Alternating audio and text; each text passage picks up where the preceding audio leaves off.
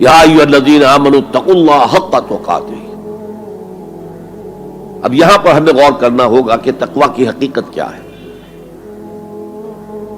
اگرچہ ہم آیت البر کے آخر میں پڑھ چکے ہیں اولئک الذین صدقوا واولئک هم المتقون، وہاں پر وہ ایک حیولہ، ایک شخصیت، ایک کردار وہ ہمارے سامنے آ چکا ہے، متقی کون ہوتا ہے۔ لیکن یہ موقع مناسب ہے کہ یہ لفظی معنی اس کے کیا ہے۔ عام طور پر جو ترجمہ کیا جاتا ہے اللہ سے ڈرو، یہ اچھا ترجمہ نہیں ہے، اور چونکہ اکثر و بیشتر لوگوں نے یہی ترجمہ کیا ہے، قرآن میں بار بار آتا ہے اتقوا اللہ اتقوا اللہ اتقوا اللہ، تو عیسائیوں کو یہ کہنے کا موقع ملا کہ قرآن زیادہ اللہ کے خوف پر زور دیتا ہے، جبکہ مسیح نے اور جو بائبل ہے وہ اللہ کی محبت پر زور دیتی ہے۔ کہ اعتراض کرنے کا انہیں موقع مل گیا۔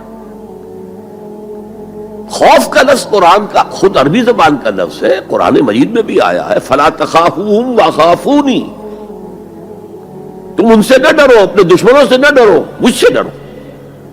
خوف کا لفظ بھی ہے۔ یخافون یوما تتقلب فیہ القلوب والابصار،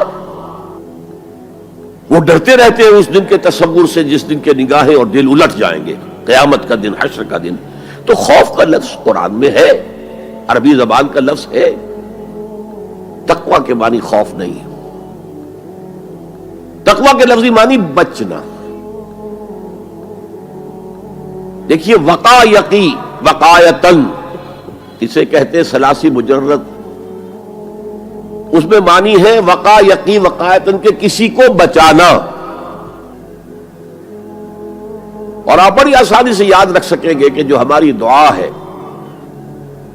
جو سورہ بقرہ میں حج کی دعاؤں کے ضمن میں اہم ترین دعا کی حیثیت سے مذکور ہے، ربنا آتنا فی الدنیا حسنۃ وفی الآخرۃ حسنۃ وقنا عذاب النار وقنا عذاب النار، اے اللہ ہمیں بچا آگ کے عذاب سے۔ تو وقا یقی وقایتن کے معنی ہے کسی کو بچانا۔ باب افتعال میں یہ بنا ابتقا، اور واو اور تا یہ جڑ گئے، اتقا اتقا۔ اتقا معنی خود بچنا، بچنا اللہ کی نافرمانی سے، بچنا اللہ کی ناراضگی سے۔ ایک بچنا آؤٹ آف لو ہوتا ہے، out of reverence, out of respect. ایک سلیم الفطرت بیٹا چاہے گا کہ میں کوئی ایسی حرکت نہ کروں کہ میرے والد کو اس سے دکھ پہنچے، یہ بھی بچنا ہے۔ ظاہر بات ہے کہ والد کا خوف نہیں ہے اسے، یہ اس کی روش آؤٹ آف لو ہے۔ والذین آمنوا اشد حبا للہ، جو لوگ صاحب ایمان ہیں وہ شدید ترین محبت کرتے ہیں اللہ کے ساتھ۔ بلکہ ہم نے جو حقیقت جہاد کا مضمون جو ہے اس پر غور کیا، اس کے ضمن میں ایک آیت جو بڑی عظیم آیات میں سے قرآن کے، قُلْ إِنْ كَانَ آبَاؤُكُمْ وَأَبْنَاؤُكُمْ وَإِخْوَانُكُمْ وَأَزْوَاجُكُمْ وَعَشِيرَتُكُمْ وَأَمْوَالٌ اقْتَرَفْتُمُوهَا وَتِجَارَةٌ تَخْشَوْنَ كَسَادَهَا وَمَسَاكِنُ تَرْضَوْنَهَا أَحَبَّ إِلَيْكُم مِّنَ اللَّهِ وَرَسُولِهِ وَجِهَادٍ فِي سَبِيلِهِ فَتَرَبَّصُوا حَتَّىٰ يَأْتِيَ اللَّهُ بِأَمْرِهِ وَاللَّهُ لَا يَهْدِي الْقَوْمَ الْفَاسِقِينَ۔ اے نبی ان سے کہہ دیجئے کہ اے لوگو، اگر تمہیں اپنے باپ اور اپنے بیٹے اور اپنے بھائی اور اپنے زوج، مرد کے لیے بیوی، بیوی کے لیے شوہر، اور اپنے رشتہ دار اور اپنے وہ مال جو تم نے بڑے محنت سے جمع کیے ہیں، اور اپنے وہ کاروبار جن میں کساد کا، سرد بازاری کا تمہیں خوف لاحق رہتا ہے، مندہ نہ ہو جائے، اور تمہارے وہ مکان جو تمہیں بہت محبوب ہیں، بہت سجایا ہے، بہت عمدہ فرنش کیا ہے، اعلیٰ ترین مکان بنایا ہے، اگر یہ 8 چیزیں زیادہ محبوب ہیں اللہ سے اور اس کے رسول سے اور اللہ کی راہ میں جہاد سے، فتربصوا، جاؤ، بیٹھے رہو، دفع ہو جاؤ، منتظر رہو، حتی یاتی اللہ بامرہ، یہاں تک کہ اللہ اپنا فیصلہ سنا دے. واللہ لا یہدی القوم الفاسقین، اللہ ایسے فاسقوں کو ہدایت نہیں دیتا. تو در حقیقت یہ اللہ تعالیٰ کی محبت کے تحت ہے کہ اللہ اور اللہ کے ساتھ جو عہد وفا استوار کیا ہے، ایاک نعبد و ایاک نستعین، کہ آدمی پھونک پھونک کر قدم رکھے، کہیں میں اللہ کی کسی حد سے تجاوز نہ کر جاؤں، اللہ کی قائم کردہ کسی حد کو پھلانگ نہ جاؤں، کہیں ایسا نہ ہو کہ شریعت کا کوئی حکم میں پامال کر دوں. پھونک پھونک کر قدم رکھنا. لو سانس بھی آہستہ کہ نازک ہے بہت کام، آفاق کی اس کارگہ شیشہ گری کا. اس روش کا نام تقویٰ ہے. دنیا کا تقویٰ یہ ہے، آخرت کا تقویٰ یہ ہے آگ سے بچ جانا. نتیجہ ہے واتقوا النار الذی وقودها الناس والحجارہ، بچو اس آگ سے جس کا ایندھن بنیں گے انسان اور پتھر. یا ایھا الذین آمنوا قوا انفسکم واہلیکم نارا، اہل ایمان بچاؤ اپنے آپ کو اور اپنے اہل و عیال کو آگ سے. تو دنیا کا تقویٰ اور آخرت کا تقویٰ، یہ ہے تقویٰ کے لفظی معنی. بلکہ اس میں اضافہ کروں کچھ. ایک دفعہ حضرت عمر فاروق رضی اللہ تعالی عنہ کہ مجلس شورا میں یہ بحث چل نکلی تقویٰ کسے کہتے ہیں، ہاؤ ٹو ڈیفائن تقویٰ. سب حضرات نے اپنی اپنی رائے دی. حضرت ابی بن کعب رضی اللہ تعالی عنہ ایک انصاری صحابی ہیں جن کے بارے میں حضور نے فرمایا ہے کہ اقرأہم ابی بن کعب، میرے صحابہ میں قرآن کا سب سے بڑا جاننے والا ابی ابن کعب ہے. وہ خاموش بیٹھے ہوئے سن رہے تھے باتیں. حضرت عمر نے خاص طور پر کہا ابی آپ نے کچھ نکاح فرمائے. اب انہوں نے کہا کہ امیر المومنین دیکھیے، اگر کبھی آپ کو کسی ایسے جنگل میں سے گزرنا پڑے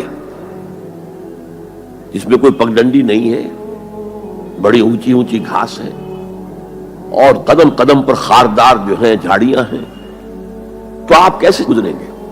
جسے میں بار بار کہہ رہا ہوں پھونک پھونک کر قدم رکھنا. دیکھ لو کہیں اس گھاس کے اندر یہاں کوئی سانپ جو ہے وہ کنڈلی مارے بیٹھا ہو، تمہارا پاؤں سانپ پر جا پڑے، یا کسی اور موذی جانور کے بل میں پاؤں جا پڑے، یا کہیں تمہارے کپڑے جو ہے وہ کسی جھاڑی کے کانٹوں میں الجھ جائیں. بچ بچ کر نکلنا، یہ تقویٰ ہے. یہ زندگی ایک سفر ہے، ہماری منزل آخرت ہے.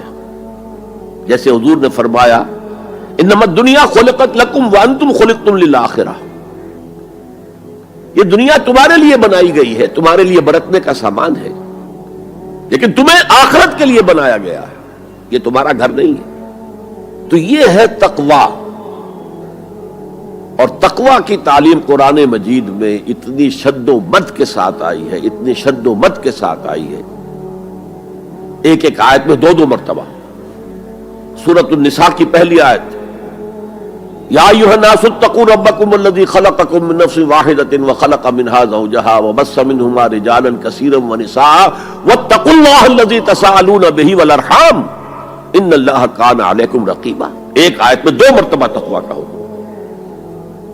اے لوگو، اے بنی آدم، اپنے اس رب کا تقویٰ اختیار کرو جس نے تمہیں ایک جان سے بنایا، اسی سے اس کا جوڑا بنایا اور ان سے کثیر تعداد میں مردوں اور عورتوں کو زمین میں پھیلا دیا.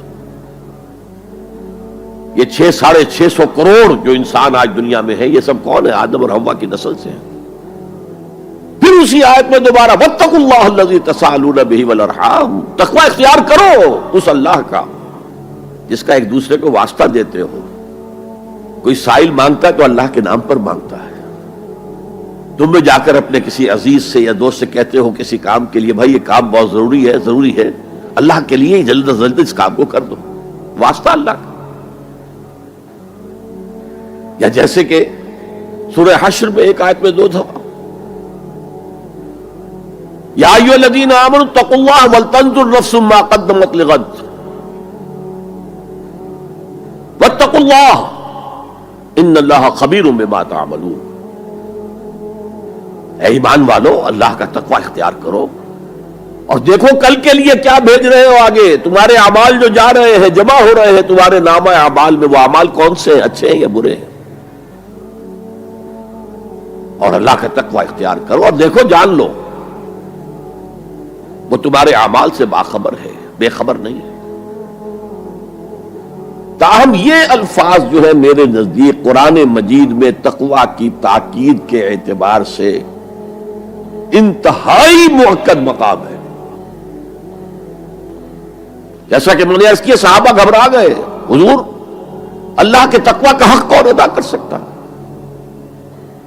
پھر جب سورہ تغابن کی آیت نازل ہوئی تو ان کے جان میں جان آئی. وہاں فرمایا گیا فاتقوا اللہ ما استطعتم، اللہ کا تقوی اختیار کرو جتنا بھی تمہارے حد استطاعت میں ہے، امکانی حد تک اللہ کا تقوی اختیار کرو. پھر جان میں جان آئی. آدمی اپنے مقدور بھر اپنی ہمت کے مطابق تو کام کر سکتا ہے، لیکن اللہ کا حق ادا کرنا یہ کیسے ممکن ہے؟